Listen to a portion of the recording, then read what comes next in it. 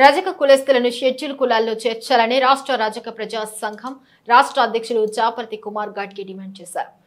New MLA quarters Hyderabad లో జరిగిన సమావేశంలో ఆయన మాట్లాడుతూ రజక వర్గం ఆర్థిక సామాజికంగా వెనుకబడి ఉందని, వారికి మరింత రక్షణ కల్పించేందుకు షెడ్యూల్ కులాల్లో చేర్చడం అవసరమని తెలిపారు. సంఘం ఆధ్వర్యంలో పోరాటం రజకుల హక్కుల సాధన కోసం ఆర్ఆర్పీఎస్ ఉద్యమిస్తోందని, ఈ డిమాండ్ ప్రభుత్వం ముందుకు తీసుకెళ్లేందుకు అన్ని మార్గాలు అన్వేషిస్తామన్నారు. ప్రభుత్వాన్ని తక్షణమే ఈ విషయాన్ని పరిగణనలోకి తీసుకోవాలని ఆయన విజ్ఞప్తి చేశారు. ఈ కార్యక్రమంలో సంఘం సభ్యులు ఇతర నాయకులు పాల్గొన్నారు.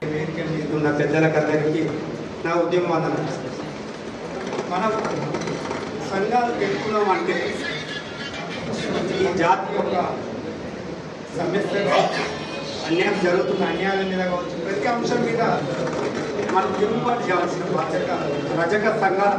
ఎందుకు సంఘం అంటే భారత రాజ్యాంగం ఆధారంగా తన సామాజిక వర్గానికి ఏదైనా ఈ ప్రభుత్వం నుండి కానీ ఏదైనా మేలు చేయాలన్నా, లేకపోతే తన వర్గానికి ఏదైనా అన్యాయం జరిగితే ప్రశ్నించే గొంతుగా ఒక సంఘంగా ఏర్పాటు చేసుకోవాలి. మరి అలా తెలంగాణ రాష్ట్ర వ్యాప్తంగా అనేక బీసీ సంఘాలు ఉన్నాయి. ప్రతి కులంలో 10 నుంచి 50 వరకు సంఘాలు ఉన్నాయి. మన రజక సంఘాలు కూడా చాలా సంఘాలు ఉన్నాయి. నేను ఏమంటున్నా అంటే సంఘాలు ఏర్పడ్డాయంటే చైతన్యం అవుతున్నాయి అన్నట్టు. సంఘాలు చైతన్యం అవుతుంది, కానీ సంఘాలు ఏర్పడిన జాతికి న్యాయం చేయాల్సిన బాధ్యత ఆ సంఘం అధ్యక్షులది ఉంటుంది. మరి దానికోసం తెలంగాణ రాష్ట్ర వ్యాప్తంగా అప్పుడు ఉమ్మడి ఆంధ్రప్రదేశ్లో అనేక సమస్యల మీద మన సంఘాలు పోరాట దిశగా పోతున్నా, రాష్ట్ర ప్రభుత్వం కేంద్ర ప్రభుత్వము మరి దానికి ఆలోచన చేస్తున్న రజకులకు నిరంతరం ఒకటే కాన్సెప్ట్ అంటే సమయం తప్పించింది. కాబట్టి భారత రాజ్యాంగం ఆధారంగా 18 రాష్ట్రాల్లో రజకులు ఎస్సీలో ఉన్నారు, మన తెలుగు రాష్ట్రంలో బీసీలో ఉన్నాం. దానికోసమే సంఘాలు ఎక్కువ ఉన్నాయనేది నా ఆలోచన. ఎస్సీ జాబితాల్లో రజకులను చేర్చాలని సంఘాలు ఏర్పడ్డాయి, దాని మీద ఉద్యమాలు జరుగుతుంది. కానీ ఆ ఎస్సీ కాన్సెప్ట్ ఆర్టికల్ రాజ్యాంగం ఆధారంగా ఆర్టికల్ 340 ప్రకారము మెజార్టీ రాష్ట్రాలు, భారతదేశంలో 29 రాష్ట్రాలు కదా, 18 రాష్ట్రాలు మన ఎస్సీలో ఉన్నాం.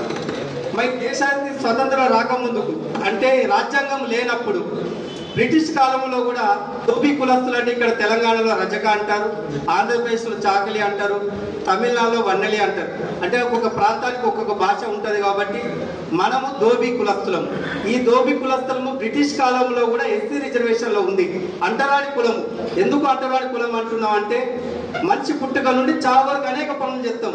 అంటూ ముట్టు పని ప్రతిదీ మనమే చేస్తాం. కానీ మన అన్నం బత్తెలు ఎప్పుడైనా కూర్చొని తినంగా ఉన్నారా? మరి నేనైతే ఎప్పుడు బత్తెలో కూర్చొని తినంగా చూడలేదు. మనకందరికి అనుభవం. కార్యక్రమం అయిపోయాక కులం పేరుతో అన్నం అనుకునే జీవులం మనం. కాబట్టి మన అంటరాని వాళ్ళమే. కానీ ఈ ఊరికి ఈ సమాజానికి బొడ్రాయి లాగా ఎంత అవసరమో అలాగే రజక బిడ్డ కూడా అంత అవసరం. ఆడబిడ్డ అంటారు, రజక బిడ్డ అంటే ఇంటి ఆడబిడ్డ అంటారు. మరి భారత రాజ్యాంగంలో ఎస్సీలో ఉన్న 18 రాష్ట్రాల్లో మరి ఎస్సీ కోసమే మనం జరుగుతున్న పోరాటాలు. కాబట్టి ఆ రజకుల సమస్యల మీద మన ఆత్మగౌరవము, రజకులు అనేది మనం పెట్టుకున్న పేరు. కానీ వెనకడ భాషలో చాకలి అనే పేరు, లేకపోతే ఇంటి నిజాం కాలంలో ధోబీ అనేది. మరి ఆ చాకలికి ఆత్మగౌరవం రావాలంటే రజకులను ఎస్సీ జాబితాలు చేస్తేనే ఆత్మగౌరవం వస్తుంది. రజకులను ఎక్కడ ఫంక్షన్లో అయినా పేరు పెట్టి ఎవరు పిలవరు. పలాని కుమారు రజకాన్ని పిలవరు ఎవరిని. చాకలి కుమారులు రమ్మని అంటారు. ఇదే మన ఆత్మగౌరవం దెబ్బతీస్తారు సమాజం. ఈ సమాజాన్ని మనం ప్రశ్నించాలన్నా మనకు భారత రాజ్యాంగ పరంగా మనకు ఎస్సీ ఎస్టీ అట్రాసిటీ సెక్షన్ ఉండాలన్నా, విద్యాపరంగా, సామాజిక పరంగా, ఉద్యోగ పరంగా, రాజకీయ పరంగా అన్ని రకాలుగా మనకు అవకాశాలు రావాలన్నా మనకు రజకులను ఎస్సీ జాబితాలు చేర్చాలనేది సభాధ్యక్షులు మరి బసురా సారయ్య గారి దృష్టి తీసుకుపోతున్నాము. అదే రకంగా మనం వివిధ పనుల కాడ ఉన్నప్పుడు, వివిధ వర్గాల కాడ ఉన్నప్పుడు మన వృత్తి బుక్కడి బువ్వ కోసమే మనం పనిచేస్తున్నాం. మన కుల వృత్తి సేవా కులం.